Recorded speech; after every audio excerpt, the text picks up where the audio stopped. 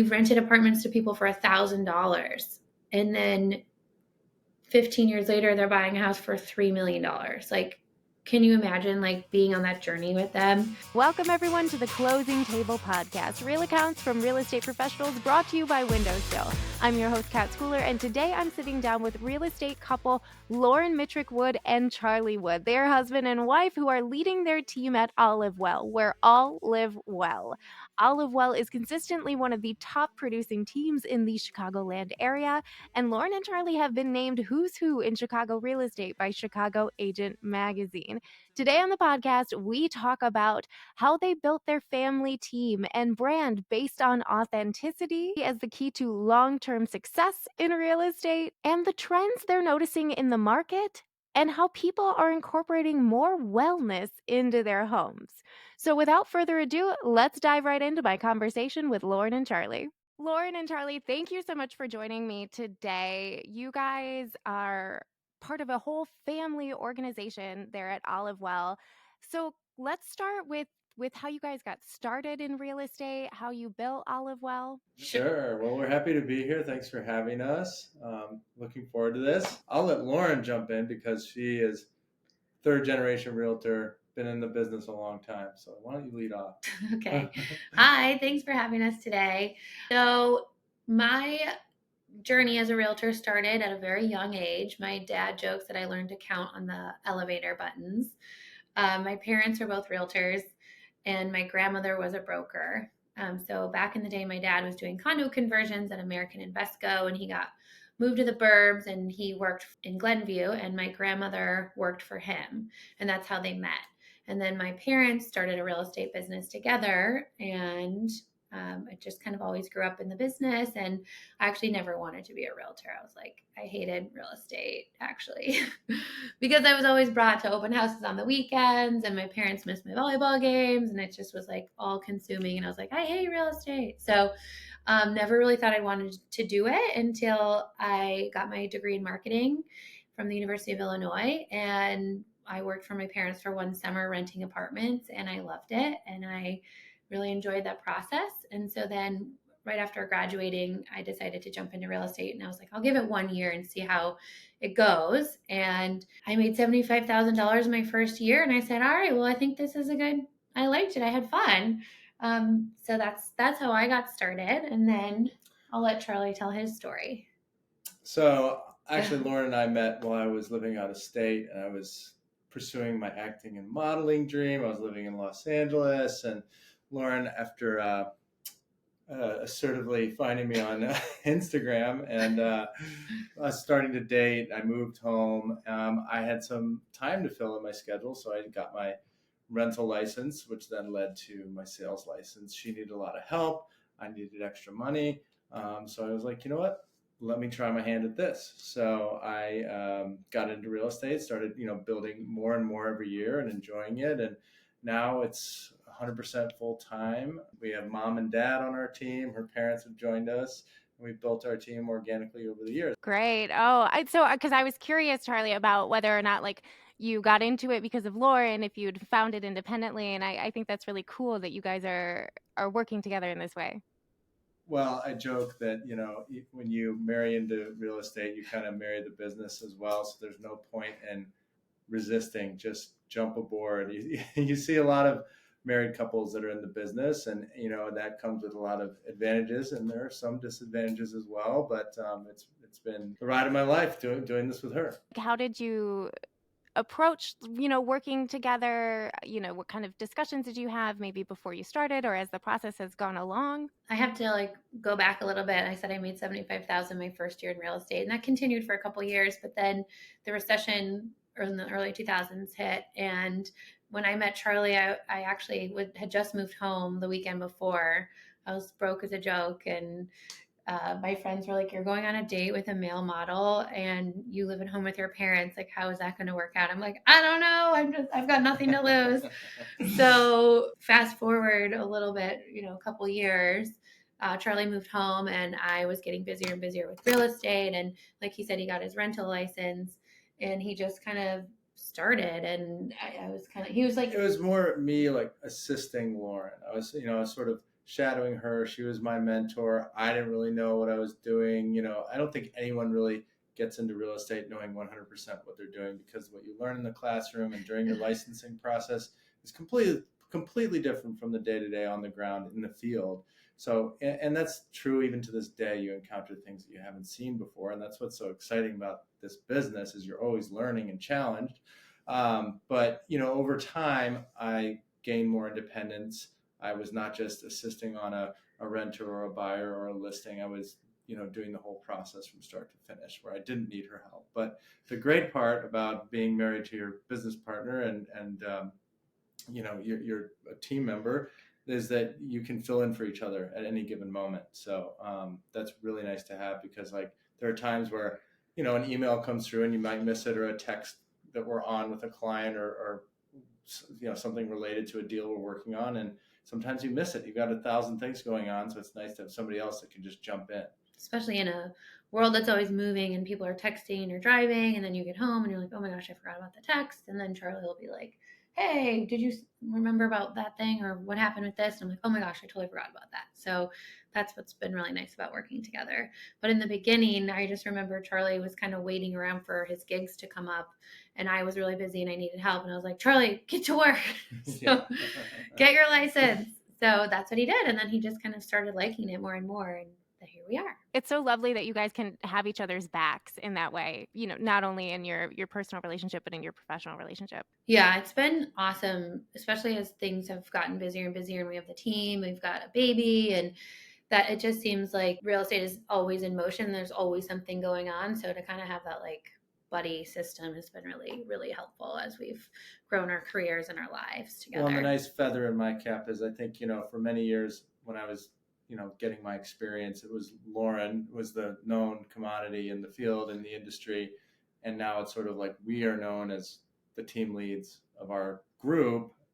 So that's, when we get asked to do a podcast, or we get to, do I invited you. Whatever, you invited me or not, but we do like a photo shoot for a magazine publishing, it's the both of us. So that's nice. So let's talk about Olive Well a little bit. I love the name, and I know there's a story there. So why don't we start there? Sure. So I had been wanting to create a brand for a while and not just have it be my name or the Mitrick name. My parents had a business for a long time prior to me even getting my license, called the Mitrick Group.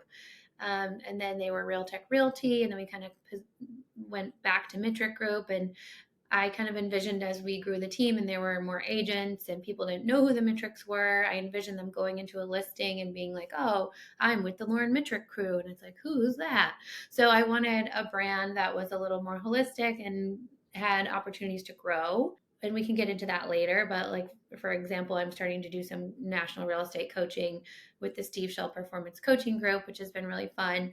And so there's like different umbrellas of the brand that I see in the future. And that's why I wanted like a nice baseline or foundation for like doing different things. But yeah, I was on vacation with my family. I'd been thinking about it, coming up with a name for years, honestly, and I couldn't figure it out. But I fell in love with the beauty of the olive trees.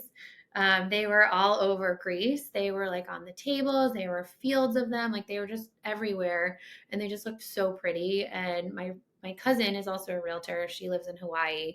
We were on our way back home. We were on the same flight. And I was like, Chloe, she was sitting like 10 rows ahead of me. I'm like, Chloe, go up there and create a brand with olive trees. And she came back with this little note. I actually still have it. It's right here. My mom framed it for me. I don't know if you can see it, but it just says, make a wish. We'll make your dreams a reality with Olive Well Realty. Olive Well, where all live well. That classic back of the napkin, It literally is. It says, where all live well. And that was like her napkin iteration. And then this is like the back of our business card. So kind of fun to see the evolution of the brand. And now we've got an olive tree, behind Lauren's head. There's another one where you can't see off screen here. So it's been a big theme of ours. That's great. That's so fun. And it's so memorable too. Yeah. I think some people are like, what does this mean? Yeah. But, we're now known as that. And a lot of people identify with the branding, with the website. We do a yearly magazine that really dives deeper into our kind of philosophies and our some of the things we like to do in our lives outside of just real estate.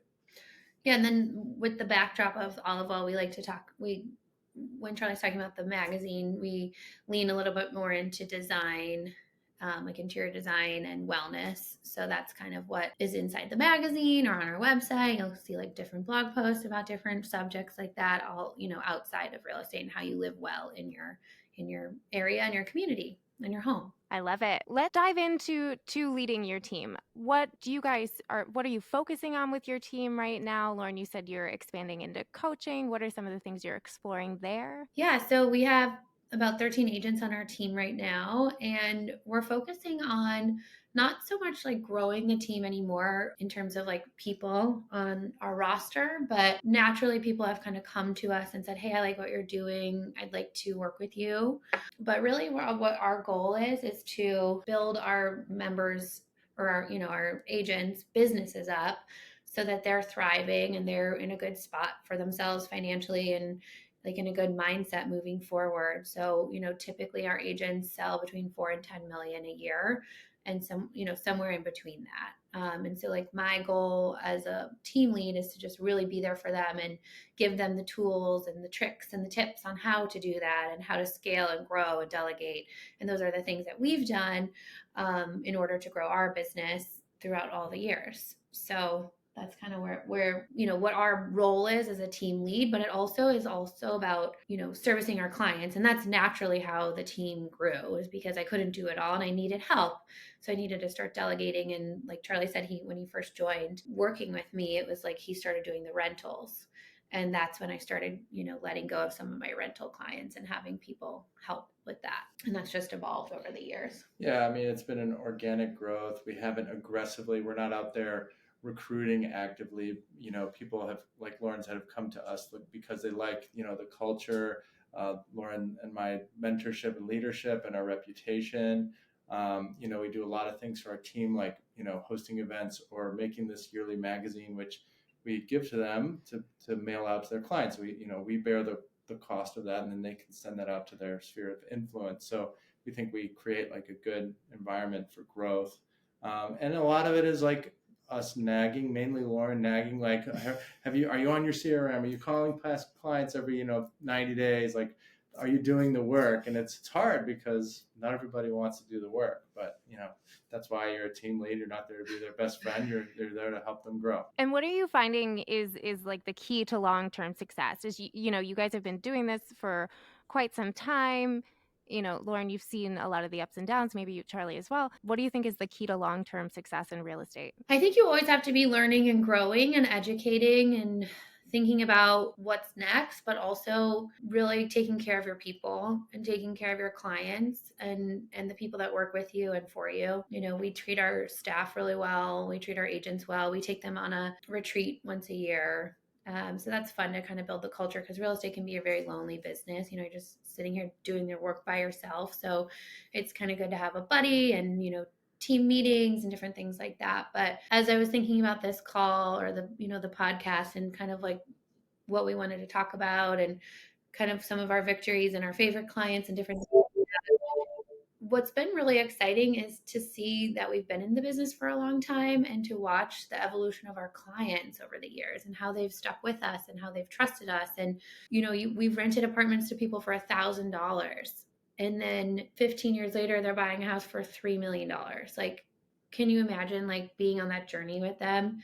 Yeah, seeing their family grow, their careers, progress and see their lives change. And it's been fun to be on that journey. It's kind of fun to watch like where the couches go. I don't know if you've noticed this, but like the living room couch is now the basement couch. It's Right. A big part of that is authenticity and building authentic relationships. Like, we're in a sales position, but you're in you're building a long-term lasting relationship that hopefully lasts through your clients' whole lives. For us, it's all about building that relationship and being there for them, and whether it's sending a baby gift or popping by when you're in the neighborhood just to say hi, like not just ending the transaction and it's over. It's really being a part of their lives and providing value and being sincere. Yeah, it's been fun to be invited to people's weddings and drop off lasagna when they have a baby. It's just like really fun and feels really good to continue the relationship and build relationships with your clients. What is it like for clients to work with you? When you sit down with them for the first time, what are you talking about? What questions are you asking? What questions are you hoping they ask you? We like Charlie said, being authentic and trying to lay everything out on the table up front, I think is really important. There's a lot of communicating that goes on, and we try to start every client relationship with like a quick 15-minute phone call just to get everyone like on the same page, lay out how it all works, and then we kind of dive into what are you looking for after that kind of scenario. But really, it's just like we like to align ourselves with people that are a lot like us, and we like to have fun with them, but we're also strategic and we're analysts and we're coaches. There's like all these different elements of real estate.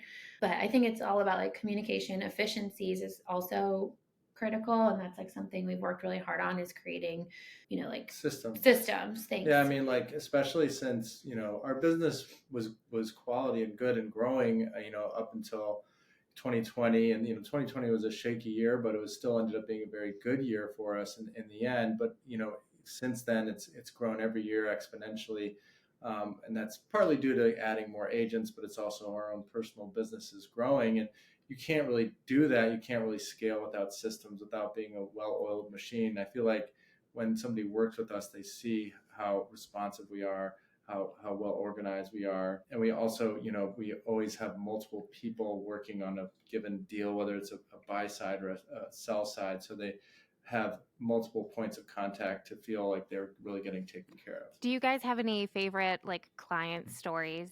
There's so many. I know, there's so many. Going back to what I was saying earlier about, helping someone in the beginning and then helping them continually throughout the years, that's really magical and special. And we just had a closing recently with someone that had used us a long time ago for rentals a couple times in the city. Then they bought their home with us in Chicago. Then they sold, they moved to Florida, and they wanted to buy a second home in Florida, but it was too expensive. So they decided to move to Chicago they got an in-town here in Chicago. And so we helped them. It was probably like the fifth transaction, and they just trusted us. They didn't even see the place. We did a FaceTime tour. They're like, it just felt like we trust so your judgment, easy. Yeah. Not easy like in the fact that like the whole transaction was easy. It's just like, it just felt like good. Like felt like they were coming home, like they knew they were in good hands. We just love them so much. Like they've appeared in our website, our magazine, and they came into town to finally see the house, and we picked them up from the airport so they could meet our baby. We could spend like 45 minutes with them in the car hanging out. So we were going to be driving downtown anyway. We're like, we'll just scoop you up. And then we went with them to like see the house for the first time, and like just thinking about that whole experience, like I'm getting emotional right now. Like it's just so exciting and so fun, I like to cry too. That's for sure. Love a good cry. Yeah. That's so beautiful though, because you're carrying them through all these different stages in their life, like you said. Yeah, and it's so fun to be a part of. Like we've watched our kids grow up, and they know Miss Lauren, and it's just so fun. And and there's like it's cute too how like different kids attach to different people. Like there's one family we worked with, and they had two little boys, and they just loved Charlie. And I would show up, they're like, "Where's Charlie?" I'm like, "He's not here today." But they were like obsessed with Charlie. Yeah, so we got along really well. It's just fun to like have those different connections. And there's been like a lot of really big victories in the last couple of years. Like, the market is so intense. It's getting a little better now, but it's just sort of the norm where it's like, multiple offers and these, houses selling for crazy numbers and all that. And, when you're on the buy side and your clients, have been looking for 2 years and they've been striking out left and right. It's so sweet to be able to finally celebrate with them and find them a house and get a roof over their head and somewhere in a town that they've been wanting to live in. But, it's just been a big challenge. And so those moments are just extra sweet when they happen. Oh, I bet. Yeah, no, I know people who have definitely been through like the struggle of like looking at their 12th home and then, finally getting it. On the topic of Chicago, I mean, as a fellow Midwesterner, love Chicago. But I'd love to know what you guys love the most about, the greater Chicago area. Like what are your favorite spots? What are your favorite places to show people who are maybe coming there for the first time to relocate? I'll start. Okay, go for it. Weird, right? Yeah. I always found that I would work with a lot of clients coming in from out of state, and I just loved being like a little tour guide around the city. and we travel a lot. And I just think the most special thing about Chicago is the fact that you have a world-class city with a beach, and you can go down to the beaches in the Gold Coast and it feels like you're in another state, like you're in Florida or something. You look up, you see the high rises, and you're like, where else can you get this in the world? Like, it's very hard to find that. So that's what I love most about Chicago, and I love like showing that little gem off to people. If it's like, hey, if you're if you're not going to go for a jog or walk down or play volleyball down there, go for a drink, go for a walk, like do something down by the lake because it's such a special treat. And we live pretty close to the lake in Highland Park in the north suburbs, and we go whenever we have friends or guests come to our house. We always like love taking them down this walk to the beach. It's just so fun and beautiful. So that's my I favorite like, part. referring people to like the Chicago River Walk. That's been redeveloped over the last couple of years, and there's just so much to do down there, from like restaurants to wine bars. You can like go boating and on the architectural tour if you'd like. Chicago, of course, is like one of the best food cities in the world and one of the best in the United States for sure. And we just went out to a really nice new restaurant called Trade Dita on Wacker Drive in the St. Regis this weekend. That was fantastic. So I love exploring that and being able to share, that advice to other people. And then, we're specialists on the North Shore of Chicago, as Lauren said, and those suburbs, especially in the last couple of years, have just exploded in activity. It's so hard to find a home there. And what's followed there are the great shops, the great restaurants. Like a lot of chefs are now opening in the suburbs instead of in downtown Chicago. So you see these towns really revitalized. So that's been really fun to not only explore, but introduce to our clients. I think we forget too, as like Chicagoans, like just how special a lot of the food scene is. I had some women in town. It was like a networking group I'm part of with Compass, and we went out to dinner at Girl and the Goat. And a lot of these women are like top brokers, and they live in California or this, that, and the other thing. And they're like, "This is the best meal I've ever had in my life." And I'm like, we kind of take it for granted because we "What?" haven't been there. Like that was the hot restaurant maybe like 7-8 years ago, but it's still just so good. You kind of like take it for granted sometimes. You forget, like Yeah. it's just right down the street, Mhm. Fulton Market. So, food, water, boating, And beaching. just summer in Chicago. Every weekend there's a million concerts, street festivals, food fest, beer fest, like and most of it free, So it's just like it's the best summer city in America, in my opinion. Heavily biased, but Charlie's a big music guy, so like anything, concerts, fest, whatever. I can also attest that the food in Chicago is amazing. My husband and I, and this was like a long time ago, but we still talk about, we went to an Argentinian restaurant. I think it was called Tango Sur. Could be totally butchering the name. Yeah? Oh Yeah. South Fort Corridor. Yep. We Yep. talk about it all It's the a time. We've done great our spot. best to recreate some things we had at home. We do all right, That's My fun. cousin Matt loves that place. He goes like He goes to have his birthday party there all the time. Let's talk about some of the biggest lessons you guys have learned in real estate. Well, I think for me, real estate can be very challenging, especially as you're starting out. It's not an overnight journey. You might not even make a paycheck in your first 6 months, and you're going to experience a lot of failure. Even now, I mean, I experience a lot of failure, like whether it's you don't get a listing during a listing appointment, you have buyers that cancel deals because they're nervous, or things happen too fast, or there's a little bit of mold in the attic, but that they're scared about, even though it's maybe not that big of a deal. So, you're always dealing with failure, and it's about getting back up and not like worrying too much about is it something you did wrong. It's a lot of things just happen because they happen, and it's just you got to kind of turn the page and learn from it, and that's been the hardest part for me. But it's also helped me with my personal growth, as a human, right? Totally. I was gonna just say that I have this saying that I never did drugs, I did real estate. And that's because there's so many highs and there's so many lows. You get such a high when you like when Charlie was saying you can, win that multiple offer and everyone's so excited. And we had an intern start this summer and we were in this multiple offer situation and we won it. And I called Charlie and I was like, listen to this, Liv. He's going to say, fuck yeah. And then he answered and I told him the story. He's like, fuck yeah. And it was just like, you just get so excited. And then there's those, a couple weeks ago, we lost like 10 million in business. It just all kind of 3 different deals fell apart and it just, When it rains, it pours. it just was like, so like, oh my God, but deflating. it's just, yeah, it can be so upsetting and deflating and sad. And you're just like, oh my God, how am I ever going to sell a house again? And then it just, I feel like just know that like there's always like another victory around the corner. You know what I mean? It's not, it's such a up and down business. You just don't get too high, don't get too low, Right. You kind of have to but stay even. The good thing is an agent I was hosting an open house with yesterday. Well, he had a different one. He said, I was a trader for many years and I got into real estate because in trading, you can actually lose money. Whereas in real estate, all you lose is time. So it's, it's not going to like crush you. You might be, you might waste a lot of time with a client. It may not work out, but at least all you're down is time, not money. Like you could open a restaurant that could fail, So this is kind of interesting too, is like when you think about, you can't lose money, but you can lose time.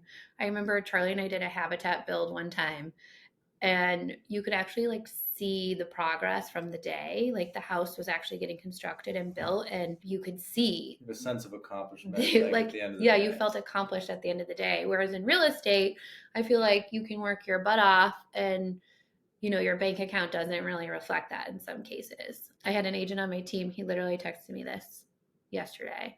Said the last 10 days have been such a confidence boost. I can actually sell houses when I rein it in and focus. Go figure. Go figure. You do the work and the results happen. I think that's only been telling you that for one of the biggest lessons too I've learned with the coaching. And I call it AIS, ass in seat. Like get your ass in the seat and do the work, because like you're your own boss. There's nobody telling you what to do. There's so many different things you can do, but it's like what are you actually doing to build your business and like continue like getting the business. So those are, but if you focus and you actually do the work, you'll see the results. It's like not that hard, but it is hard. There's a million things you could be doing, so it's hard to like focus your energies sometimes. Figure out and what how exactly do you guys personally narrow in that focus? Do you time block? Do you like, I don't know, maybe turn off all of your notifications so that you can maybe focus on a contract or something like that? Like what have you found that works for you both? Well, we delegate a lot. Like for us personally, we've had to come to terms with like we might be giving up some of our income by giving leads out, but that helps free up our time. Yes, time blocking, using a calendar. I mean, we didn't use a calendar, I feel like, until like 2020, where it's like everything goes in the calendar, even like your dentist appointment, like that, a haircut, like everything. So you have your day kind of blocked. It's not specific, oh, I'm doing my CRM at 10 to 10:15 every morning, but it's still pretty structured, and that's helped immensely to just rein it in and focus and get things done. I think mindset is a big thing too, and as I was saying earlier, I've been a part of the Steve Shull performance coaching group now, and not only am I an instructor, but I'm also a student. And every morning at 10 a.m. Monday through Friday, there's these daily accountability calls. And it's just great to jump on, and it kind of helps you reframe your mindset and just kind of like stay focused, get in gear. Like I listened to it when I was on the Peloton this morning, and it's just like instead of listening to the lady shout about how you need to like take it up a notch, like I'm listening to, other entrepreneurs talk about how they stay motivated or what they do and different things like that. So I think that's always helpful. And then reading books, I like to read, always have a different business book going on. So that kind of helps me stay focused.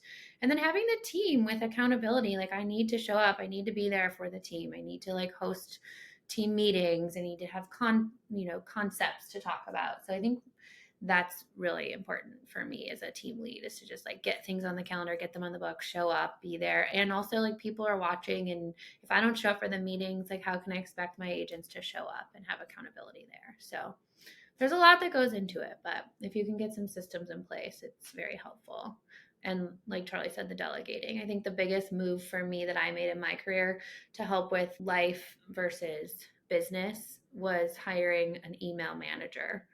So someone to like clean out my inbox every day and reply with pleasantries or help like, Maybe it's like send a document here, put this in the DocuSign. Like it's, some easy stuff. It's like an attorney's like, hey, do you have the lender's information? Like someone can find it in my email and send it off. Like I used to find myself going to get a massage or any kind of wellness treatment, and I'd have my laptop with my cell phone, and I was like tripping over myself with all these devices. And I'm like, what? This is not The good way to for live. you. Yeah. Yeah.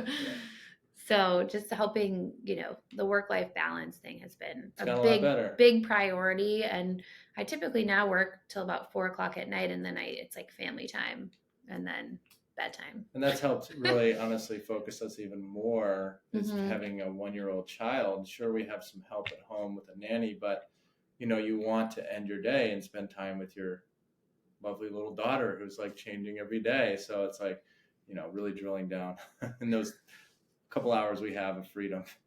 Yeah, 4 o'clock comes and it's like family time. So you got to get your stuff done by then, which Right, and such a really strong helpful. motivator, right? Mm-hmm. Yeah, I mean, that's funny too. Like on the call this morning with the Steve Shell call, someone was talking about like, well, actually, it was Steve talking about it. He was saying, like if you're working at night, you're just kind of like kicking the can down the road. Like you shouldn't be working at night. You're getting your productivity is not going to, it's not going to go up if you're working at night because you're just like not focused. You're tired. Like you need to get your stuff done in the morning. And that's just like a critical thing for people to remember is like you don't stop before you hit the pillow. Like you shouldn't have like an end time and then have a little free time too, which is hard to get in real estate. Can we talk about maybe some of your magazine publications? Because I know, Lauren, you also have an eye or at least a love for interior design. Can we talk about how you incorporate those aspects into what you do? Sure. Yeah. I mean, we together have renovated 3 different homes.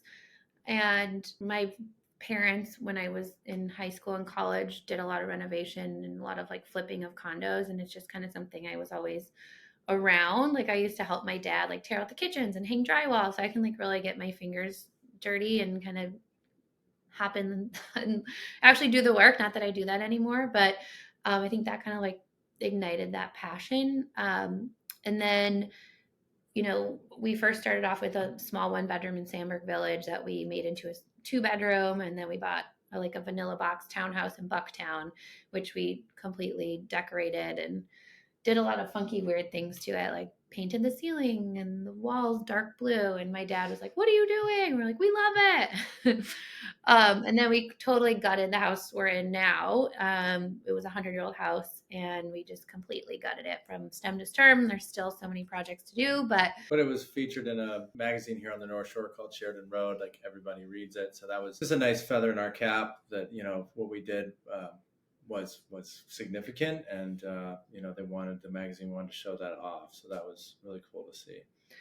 And I think as realtors, there's so many different facets of our interests, like Charlie's music, our eating, we love just like cooking in the kitchen and listening to music, and we love a pretty kitchen. We love like cool utensils or different things, and there were so many things to like talk about to our client base, and you can't really talk about all of that like in a conversation with people or just like during a transaction. So it felt like we needed to kind of, the magazine really is like a year in review for our team, and it's kind of transcended into different things now. Like it used to be, we have a copy right here, but it used to be more about like a little bit more about like the community and different things we liked and different features from clients and showing off like different communities and businesses, and it's kind of evolved more.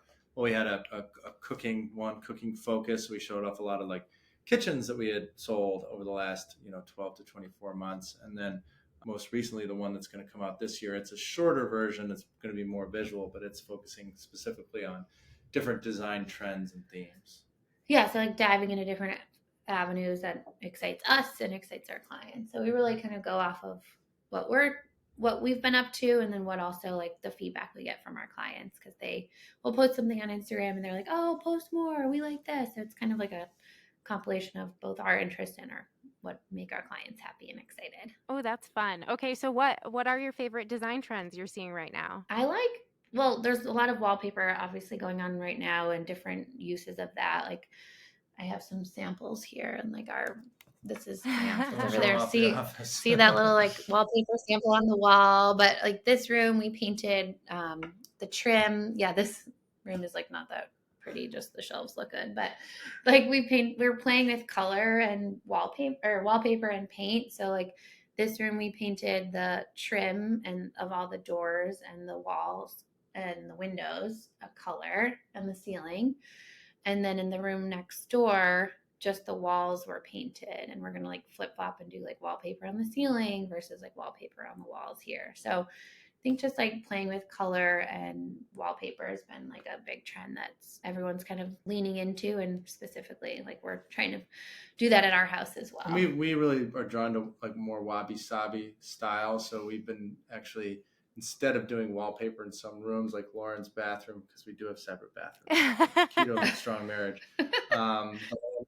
In our dining room as well, we textured the wallpaper or the walls. Sorry, no wallpaper. We textured it, and we had a expert come in and do that who showed us a bunch of different ways she could do it, and then she textured it, and so Lauren's bathroom feels very spa-like and zen and very soothing. And we see a lot of that, a lot of focus on wellness. Lauren actually hosted a, what would you call it, a panel at a local design studio, and it was called Harmony at Home, and it was, incorporating things in your home like spas and steam showers and plunge baths and things like that people want to feel like when they're home they're really relaxed and rejuvenating themselves. So that's been a big trend we see, especially with like new construction, whether it's condos or houses, where there's a big emphasis on that. Right. Yeah, some people are using infrared saunas, things Right. like that. Now that some places are actually putting them into the homes before anyone owns it, just as like a selling point. Oh, wow, that's cool. Yeah, like some people are changing instead of having two washing and drying areas. Like they're instead of using the washer dryer in the basement, they're making it into like a room for an infrared sauna. Or we had someone buy a single family house, and the fourth bedroom in the basement was going to just be for her plunge pool. So she wanted to take out the carpet and put in ceramic tile for her, because there'll be water down there. So there's like a lot more wellness in the home that's happening. And it's not only just like the pieces of like equipment, but also like the colors and the feel that people are getting from, their choices. Oh, wow, that's so cool to hear about. Yeah, that's Exactly. great. That's so cool. Yeah, because you hear a lot about like cold plunging anymore and the sauna and cold plunges are supposed to be really great for you. I think I'll abstain. Um, I know I'm not super into it, to be honest. I hate being cold. Like when we go to a spa that has that, like Lauren's all over that I love cold it. pool, but I'm like, no, I'm good. I try to give myself like a cold end of the shower. It's like kind of sometimes pretty hard to do, but it feels so amazing when you do it. Charlie would never do that. No. it's supposed to be really good for you. Separate I'm all for it for the people who love it. I'll just stick to taking my vitamins. That's fine. Are there any like myths in real estate that you guys are seeing out there that you'd like to like illuminate? Well, first of all, there's so many real estate shows. I know they're so popular, but we live, breathe real estate all day long. That's the last thing we want to do when we're getting ready to go to bed is watch a real estate show. So I know there's a lot of interest in those, but we don't really know what happens in those shows, and we know that they're not really that realistic. So we can't really comment so much on what happens in those shows, but we know that that's not really real. Yeah, there's a lot of fluff. And then I think, what's going on in the NAR case and all that, it's like I think a lot of people think realtors get paid so much. It's interesting when you talk to people that are employed and not 1099s, but they actually have like a job with a salary. It's so different because it's like as a woman who just had a baby, like we don't get 5 months maternity leave. Like I got maybe 5 weeks. We pay for our own health insurance. There's no, employer matched, 401k. There's no, paid time off. We might put in years of work for one client, as we often do, before they eventually buy and we get a paycheck. So we essentially work for free for a very, very, very long time. And I think that notion that, we get overpaid really misses a lot of the things that we do and the hustle and how many times deals don't work out. And you don't get paid at all. Yeah, it's funny. There was like a Instagram reel lately, and instead of doing a percentage for our fee, it said like, oh, we're charging hourly. And this woman was going over the fees with her client. Like it's, 5 hours driving here and 2 hours negotiating and writing the contract and this, that, and the other thing and staging and all this other stuff. And the bill at the end was like so expensive. And the They're like, consumer, no, I'll stick to the percentage. yeah, can we go back to the percentage? So that was pretty funny.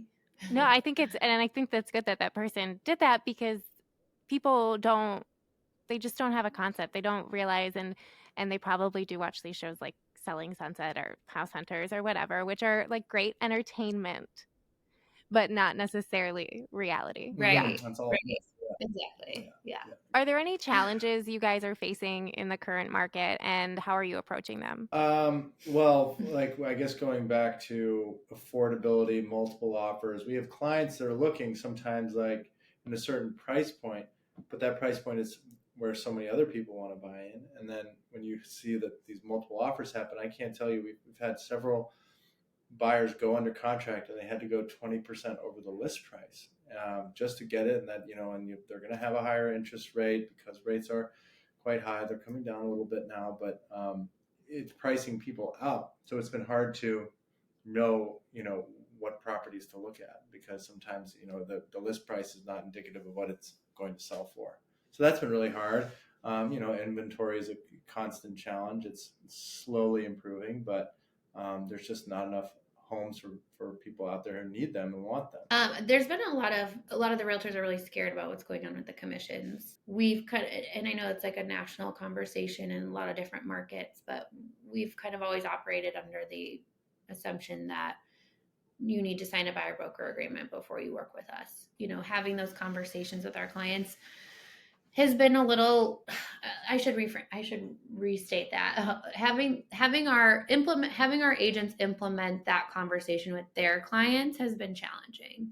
That's something kind of we've done for a while, but getting the brokers on our team to have the confidence and understanding of what that looks like has been a little challenging. But again, it's all about that communication and openness and authenticity, and here's like how we get paid kind of conversation. And that once you have that with people and once you understand how to have that with people, it's like, it's not that bad, but it seems to be this big roadblock. How do you guys stay up with kind of the trends in marketing? Like, what are you seeing?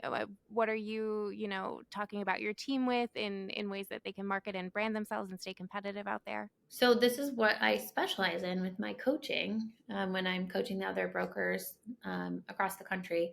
So Steve Schill has me do it, like kind of taking over the marketing lane for realtors.